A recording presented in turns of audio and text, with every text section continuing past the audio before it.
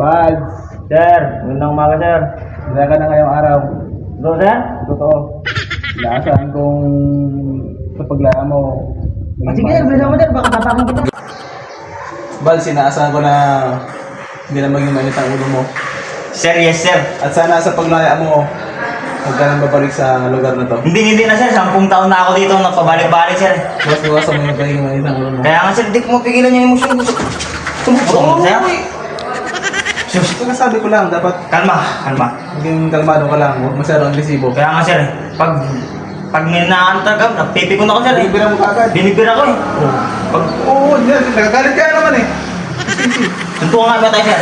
Ano na? Inaasahan ko na huwag ka nang babalik sa Hindi na, sir. Paalam. Hindi na ako babalik. 10 taon na ako dito.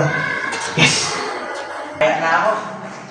Kailangan iwasan ko na yung pagmamainitin ng ulo ko kasi yun yung nagiging dahilan ng pabalik-balik ko sa kulungan, eh.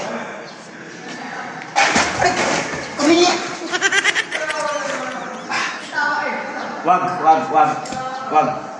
Kailangan hindi na ako bumalik sa kulungan. Wag. Kalma, Balds.